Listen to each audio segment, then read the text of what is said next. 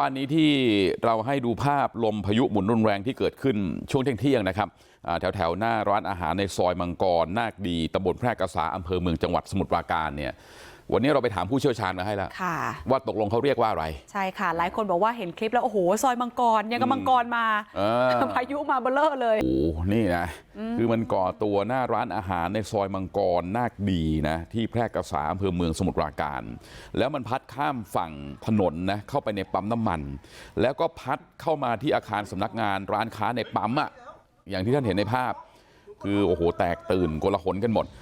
คนที่ถ่ายคลิปได้ชื่อว่านายเอกพงษ์ชอบใช้นะครับเขาเป็นพนักงานบริษัทรับส่งพัสดุอยู่ในปั๊มน้ำมันนั่นแหละบอกว่าก่อนที่ฝนจะลงเม็ดสังเกตเห็นลมพายุหมุนก่อตัวขึ้นที่ลานจอดรถของร้านอาหารฝั่งตรงข้ามแล้วก็พัดหอบเม็ดฝุ่นฟุ้งกระจายเข้ามาในปั๊มอย่างรวดเร็วตอนนั้นก็เลยรีบหยิบโทรศัพท์มือถือขึ้นมาถ่ายภาพเอาไว้มาแรงครั้งก่อนที่มันจะมาถึงมันอยู่หน้าปั๊มแล้วก็ฝุ่นมองไม่เห็นอะไรเลยแล้วก็ค่อยๆไล่มาสั่นหมดเลยพี่แล้วก็ผ่านไปทางนู้นใช่ไหมใช่แล้วก็ไปทางเนี้ยตรงร้านเลยฟึบแล้วก็เนี่ยเป็นอย่างเงี้ยพี่ตกใจพี่ตกใจเลยเคยเจอแบบนี้ไหมไม่เคย30 ปีครับเลยมาครั้งแรกพี่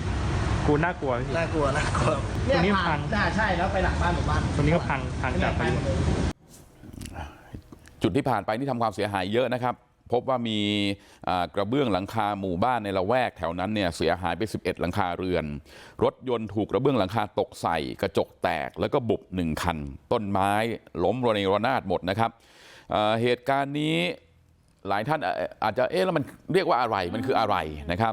เราถามไปยังนายบัญชาธนบุญสมบัติผู้ก่อตั้งชมรมคนรักมวลเมฆนะครับคุณบัญชาบอกว่าพายุที่เห็นเนี่ยไม่ใช่พายุงวงช้างพายุหมุนอะไรทั้งสิ้นนะครับแต่เรียกว่ากัสนาโดกัส GUST แปลว่าลมพัดแรงทันทีหรือว่าอารมณ์แบบพุ่งขึ้นอย่างรวดเร็วอย่างเงี้ยอันนี้มันคือกัสนาโดโอ้ยมาถึงห้องส่งเราเลยเหรอคะใช่ระวังคุณเขียนมาสอนมีใส่ชุดแดงมาด้วยเดี๋ยวล่อพายุค่ะตกใจเกยมาโหพายุมาถึงห้องส่งไม่ใช่ลมบ้าหมูลมหัวกุดลมหัวด้วนอะไรพวกเนี้ยเพราะว่าพวกนี้มันต้องมีแดดร้อนแล้วก็ลมแรงจนเกิดความเสียหายแต่อันนี้มันคือกัสนาโดนะถ้าเป็นพวกพายุแลนด์สเปามันก็